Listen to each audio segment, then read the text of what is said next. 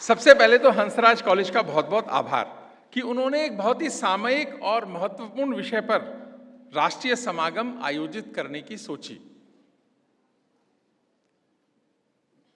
और दूसरा, NIRF ranking में 3rd पोजीशन प्राप्त करने के लिए भी हंसराज परिवार को बहुत सारी शुभकामनाएं कि पूरे भारतवर्ष में NIRF रैंकिंग में 3rd स्थान प्राप्त किया। लेकिन सबसे अच्छी बात पता है क्या है? पिछले साल 12वां स्थान था। 12 से सीधे तीसरे पर आना ये एक अभूतपूर्व है, ये भूतो न भविष्यति वाली बात है। इसके लिए आप सबका बहुत बहुत अभिनंदन। NAAC में भी A++ ग्रेड लिया, CGPS को 3.71, यानी जो भी आज के पैरामीटर्स हैं उस पर हंसराज कॉलेज बहुत अच्छा कर रहा है। ये आप सब जो हंसराज कॉलेज से जुड़े हैं, हंसराज के विद्यार्थी हैं, आपके कारण हुआ। आप सभी अभिनंदन के पात्र हैं। दूसरी बात कि भारत के यशस्वी प्रधानमंत्री आदरणीय नरेंद्र मोदी जी का भी आभार और उनका बहुत बहुत अभिनंदन कि भारत को 2047 तक विकसित राष्ट्र बनाने का उन्होंने संकल्प लिया। जब उन्होंने संकल्प लिया तो ये पूरे देश का संकल्प बना, 140 करोड़ लोगों का संकल्प बना, ये मेरा संकल्प बना, ये आपका संकल्प बना, ये हमारा संकल्प बना। तभी आप इस कॉन्क्लेव को आयोजित कर रहे हैं कि विकसित भारत का संकल्प और युवा। जब भारत स्वाधीनता के 100 वर्ष पूरे करेगा तब ये भारत विकसित राष्ट्र होगा, ऐसा संकल्प देश ने आज लिया प्रधानमंत्री के आह्वान पर। और आज 12 जनवरी है, स्वामी विवेकानंद जी का जन्मदिन है, एक शुभ दिन है। उस दिन कॉलेज ने सोचा कि इसकी शुरुआत की जाए और इसको राष्ट्रीय युवा दिवस के रूप में तो सब मनाते ही हैं, उसको विकसित भारत से जोड़ा, युवाओं से जोड़ा, उसके लिए भी बहुत बहुत आभार। तो मन में आता है कि विवेकानंद जी के बारे में जब हम सोचते हैं, आज उनका दिन है, तो क्या ख्याल आता है हमारे मन में कि विवेकानंद होने का मतलब क्या? विवेकानंद होने का मतलब है राष्ट्रीय चेतना, राष्ट्रीय चरित्र। विवेकानंद होने का मतलब है धर्म, संस्कार और सनातन संस्कृति। विवेकानंद होने का मतलब है बुद्धि, समझ, शक्ति, प्रेरणा और योग्यता। विवेकानंद होना आसान भी नहीं है, लेकिन अगर विवेकानंद को समझना है तो भारत को समझना होगा, और यदि भारत को समझना है तो विवेकानंद को समझना होगा। विचार एक दूसरे से बहुत जुड़े हुए हैं। विवेकानंद जी का एक वाक्य है जो हम सब जानते भी हैं, वो कठोपनिषद का मंत्र है जो विवेकानंद जी सामान्य इस्तेमाल किया करते थे। जहां पर भी बात करते थे, वक्तव्य देते थे, इसका इस्तेमाल करते थे कि उत्तिष्ठ जागृत प्राप्य वरानि बोधत। उत्तिष्ठ जागृत प्राप्य वरानि बोधत, यानी उठो, जागो और तब तक मत रुको जब तक लक्ष्य प्राप्त न हो जाए। आप सबने सुना होगा ये, arise, awake and stop not till the goal is achieved. और आज तो गोल क्या है? देश ने जब तय किया कि उनका लक्ष्य है भारत को विकसित बनाना, तो ये हम सबका लक्ष्य है। तो स्वामी जी का जो ध्येय वाक्य है, ये जो मंत्र है, ये हम सबको प्रेरणा और चेतना देने का काम करेगा कि उठो, जागो, जब तक मत रुको, भारत जब तक विकसित राष्ट्र नहीं बनता है। एक और बात विवेकानंद जी से सीखने जैसी है, महत्वपूर्ण बात है, वो बात है व्यवहार। विवेकानंद जी से सीखने जैसा है व्यवहार, क्योंकि व्यवहार वह सीढ़ी है जिससे आप मन में भी उतर सकते हैं और मन से भी उतर सकते हैं। व्यवहार वह सीढ़ी है जिससे आप मन में भी उतर सकते हैं और मन से भी उतर सकते हैं। शिक्षा के किसी भी इंस्ट्रूमेंट को डिजाइन करते हुए अगर हम व्यवहार को ध्यान नहीं देंगे, जो हम देते नहीं है, ज्यादातर देना चाहिए, क्योंकि मन में उतरने का और मन से उतरने का काम व्यवहार कर देता है। तो ये भी एक विवेकानंद जी से सीखने जैसा है। पर एक और बात है, जब हम सब युवा कह रहे हैं, माननीय मंत्री जी भी कह रहे थे, उन्होंने हाथ भी उठाए कि जो लोग 21 साल से कम आयु के हैं वो युवा हैं। मैं मानता हूं युवा होने का मतलब क्या है, इसको भी तो तय कर लें साथ साथ। जब हम कहते हैं कि युवा है, तो युवा होने का मतलब क्या है? जो व्यक्ति उत्साही है, आशावान है, उज्जवल भविष्य का सपना रखता है, भविष्य में देखता है, रोज कंट्रीब्यूट करने की सोचता है, वो व्यक्ति युवा है। जो पॉजिटिव है, जो सबके भले की सोचता है, सबके हित की सोचता है, देश के हित की सोचता है, वो युवा है। ये युवा की डेफिनेशन है, उसको नंबर में न ले जाएं। एक व्यक्ति 22-24 साल का होगा, आपको लगेगा कि बहुत ही निराशा में रहता है, सबके बारे में अच्छा नहीं सोचता है, तो उसको अच्छा सोचेगा तो युवा कहलाएगा वो। और एक व्यक्ति लगातार कंट्रीब्यूट करता है, उसकी एज कुछ भी हो, वो युवा हो सकता है। मैं ऐसा मानता हूं कि यहां पर बहुत सारे लोग जो बैठे हैं, आप प्रोफेसर रमा को आप युवा तो मानोगे ही ना, ऐसे बहुत सारे लोग हैं, उनको युवा माना जाना चाहिए। कंट्रीब्यूशन तय करेगा कि आप युवा हैं कि नहीं हैं, आपका व्यवहार तय करेगा, आपका एटीट्यूड तय करेगा कि आप युवा हैं या नहीं हैं। आज इतना ही सब संकल्प लेना कि युवा बनकर रहेंगे इस धरती पे, लास्ट दिन तक हम युवा बनकर रहेंगे, तो ये कार्यक्रम करने की सार्थकता होगी। इसलिए मैं ऐसा मानता हूं कि आप सब युवा हैं, आप देश के लिए अच्छा सोचते हैं, हित में सोचते हैं, कुछ करने की आशा रखते हैं। अब बात आती है कि विकसित भारत का मतलब क्या। अभी प्रोफेसर रमा ने भी बहुत सारी बात विकसित भारत की कही।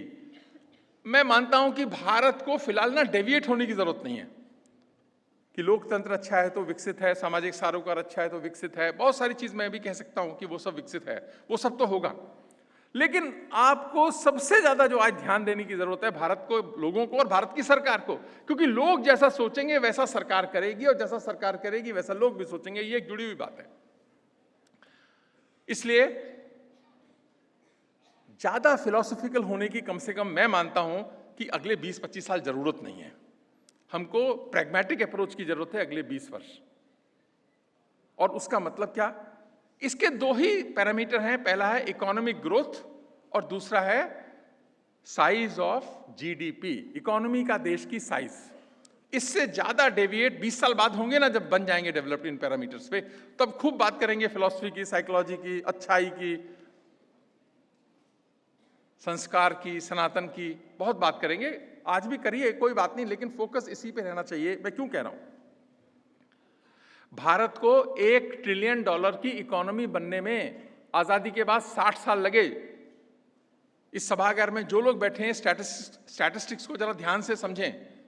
47 में आजादी हुई और 2007 में भारत इकोनॉमी $1 ट्रिलियन की इकोनॉमी बनी हमारी, 60 साल की मेहनत के बाद। लेकिन $2 ट्रिलियन की इकोनॉमी का साइज भारत का 2014 में हो गया, केवल 7 साल के बाद। $3 ट्रिलियन की इकोनॉमी का साइज हमारा 2019 में हो गया, 5 साल के बाद। 60 साल, 7 साल, 5 साल। और $4 ट्रिलियन की इकोनॉमी भारत 2025 में हुआ, 6 साल के बाद, डिस्पाइट कोविड। और आज भारत है 4th largest economy of the world. अनुमान है कि हम 28 में $5 ट्रिलियन हो जाएंगे। और ऐसा माना जाता है, और ऐसा हमें करना भी होगा, कि 2030 के बाद भारत हर साल अपनी इकोनॉमी में $1 ट्रिलियन ऐड करेगा, हर साल। तो पहले को लगने में 60 साल लगे थे।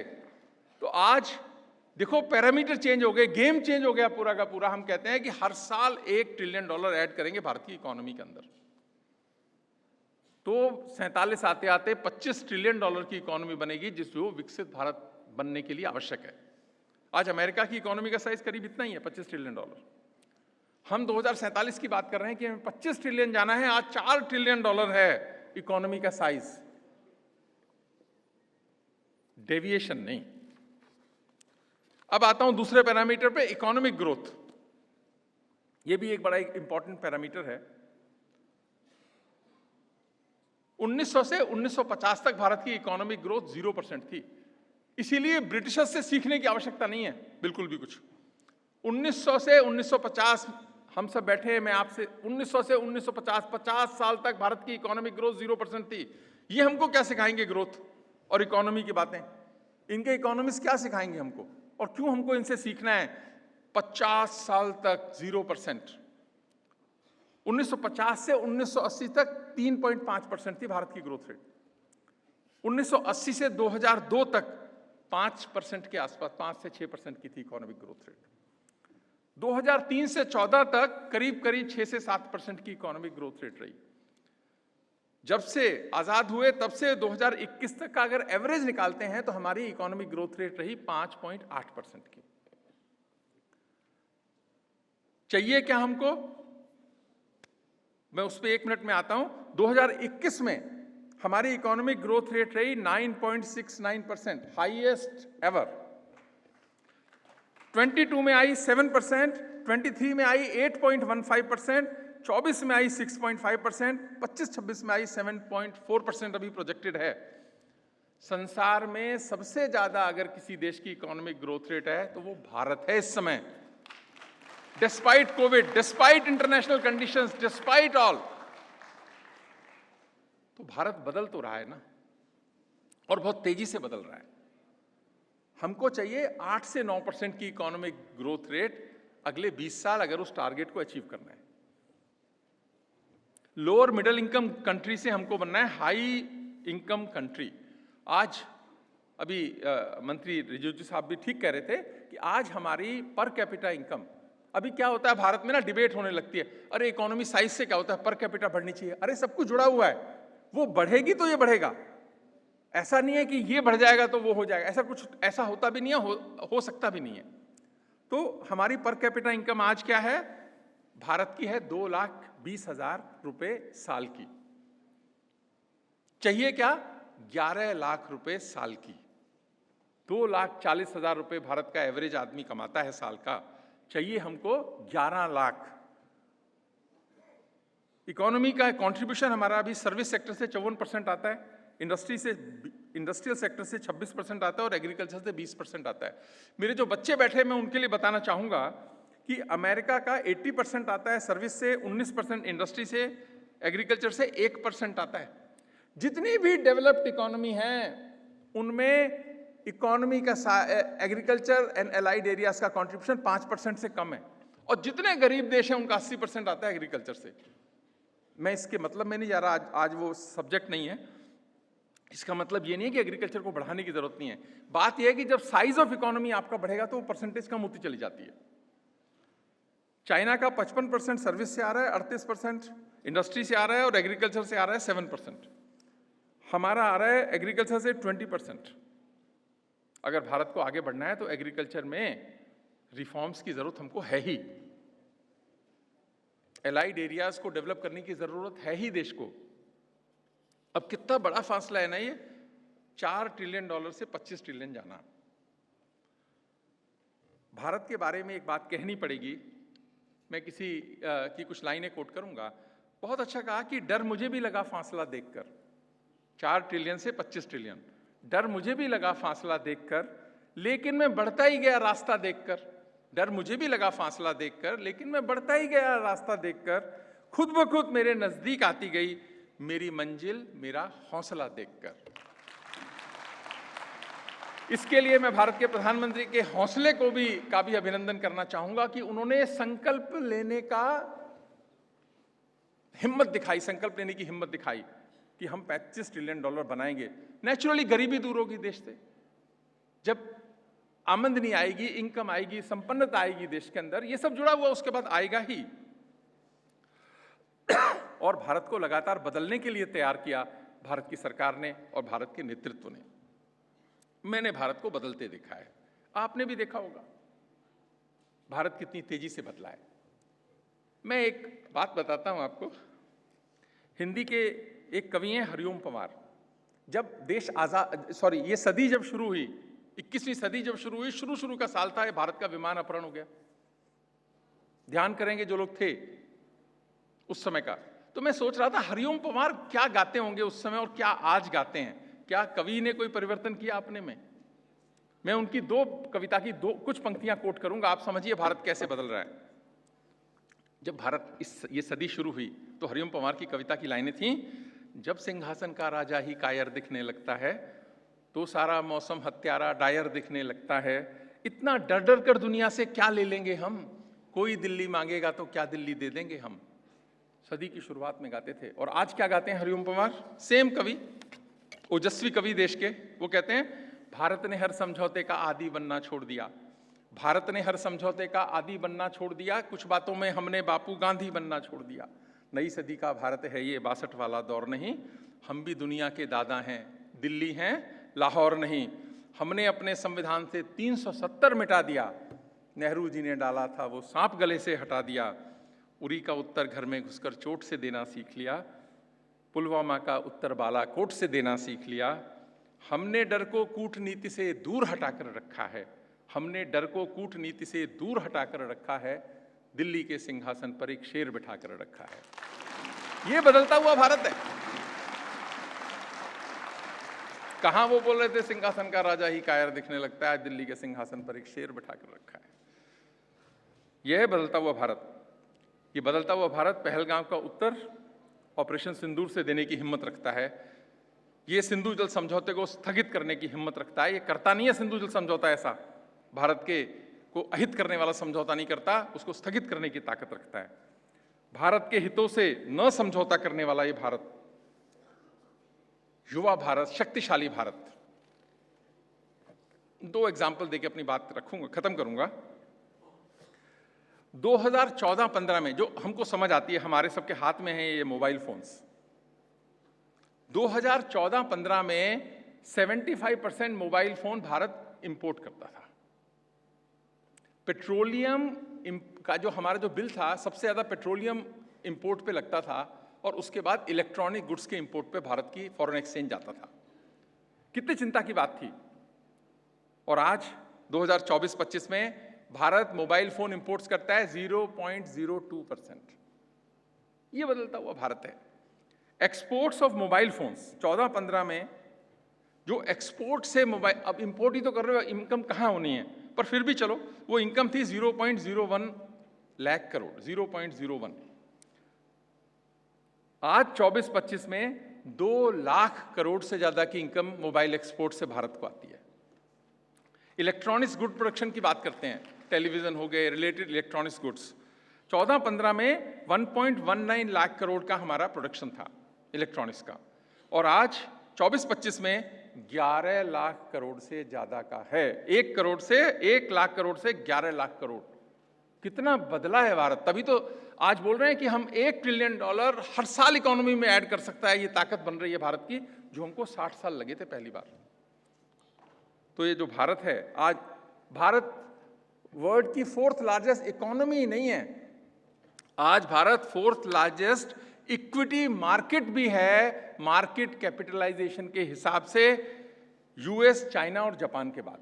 हमारा स्टॉक मार्केट, वो भी तो एक पैरामीटर एंड बैरोमीटर है। आज हम 4th लार्जेस्ट है हमारा साइज। लेकिन भारत की जो युवा शक्ति है, सब युवा हैं मेरे हिसाब से, मैंने बता दिया डेफिनेशन। तो आपको अपने आप को संभालना और बढ़ाना है, देश को बढ़ाने का काम करना है और संभालने का भी काम करना है। मंत्री जी ने अच्छा कहा, बहुत सारे लोग 47 तक जाएंगे, तो 47 के बाद चुनौतियां बहुत अलग होंगी। एक बात हमको याद रखनी है कि हमको शांति काल के जो नियम और विचार हैं, हमारे पुरखों ने गलती क्या करी, 800 साल की गुलामी ये देश झेल कैसे गया। विकसित भारत तो हम पहले भी थे उस समय के पैरामीटर में। ऐसा थोड़ी कि हम पहली बार बनेंगे अगर विकसित हो जाएंगे, हम पहले भी विकसित राष्ट्र रहे हैं और 1000 वर्ष से ज्यादा रहे हैं भारत विकसित राष्ट्र आए। गलती क्या हुई कि 800 साल की गुलामी हो गई कि हम शांति काल के नियम और विचार युद्ध काल में और शत्रु काल में भी लगाने लगे। सबसे बड़ी जो गलती मुझे लगता है हमसे हुई है कि हम शांति काल के नियम और विचार युद्ध काल और शत्रु काल में भी लगाने लगे। ये गलती भारत ने नहीं करनी अब, क्योंकि 47 के बाद हमारी चुनौतियां बहुत अलग होंगी। याद रखना, जो इमारत जितनी ऊंची होती है उतनी खतरे में होती है। तो जो नई पीढ़ी है जो आज विश्वविद्यालय में है, इसी कारण से तो इसलिए इंपॉर्टेंट है इस तरह के सेमिनार करना कि आप सबका काम बनाने का भी और संभालने का भी है। हमारी पीढ़ी का काम बनाने तक था, खत्म हो जाएगा हमारा काम, तो बनाने तक लेकर जाएगी ये पीढ़ी जो है, लेकिन संभालने का काम हमारे पास नहीं होगा। संभालने का आपका काम है, तो आपकी जिम्मेदारी हमसे ज्यादा बड़ी जिम्मेदारी है, क्योंकि जो आदमी ताकतवर जैसे जैसे होता जाता है उस पर खतरे बढ़ते चले जाते हैं। इस कारण से राष्ट्र की चिंता करना और राष्ट्र से प्रेम करने वाले नागरिक तैयार करना ये बहुत आवश्यक है। इसीलिए जो देश का युवा है, जो युवा शक्ति है, बहुत बड़ा दायित्व है उनका कि वो देश के हितों की चिंता करें, अपने हितों की चिंता न करें। इस देश में सामर्थ्य है, ताकत है आपके हितों की चिंता करने का। वो करेगा देश अपने आप, आपको आवश्यकता नहीं है चलनी। अदरवाइज अगर हम स्वार्थ को बहुत ज़्यादा बढ़ावा देंगे, सेल्फिश एटीट्यूड को बहुत बढ़ावा देंगे, उससे ना हमारा हित होगा, ना देश का हित होगा। बहुत बड़ी जिम्मेदारी हम सबके ऊपर है। अगले 20 वर्ष यदि हम ठीक से चल गए, जो हम चलेंगे, तो भारत विकसित भी होगा, भारत शक्तिशाली भी होगा, भारत सामर्थ्यवान भी होगा। और जब भारत ऐसा होगा तो हम विश्व कल्याण के लिए होंगे। हमारी अप्रोच, भारत की अप्रोच, भारत का विचार बहुत अलग है दुनिया से। दुनिया के हित में भी होगा कि भारत शक्तिशाली बने और संपन्न बने, वैभवशाली बने, तभी विश्व शांति की सुरक्षा भी ज़्यादा अच्छे से हो पाएगी। इतना बड़ा दायित्व है हम सबका। आप विचार कीजिए इस पे और सोचिए कि हमारा क्या कंट्रीब्यूशन हो सकता है। कंट्रीब्यूट करना है इकोनॉमिक ग्रोथ को बढ़ाने के लिए, कंट्रीब्यूट करना है जीडीपी साइज को बढ़ाने के लिए, ये जुड़ी हुई चीज़ें हैं दोनों की दोनों, तो ही हमारा योगदान सार्थक होगा। आप हमेशा एसेट साइड पे रहेंगे, लायबिलिटी साइड पे नहीं होंगे। ऐसी मेरी शुभकामनाएं। बहुत बहुत आभार।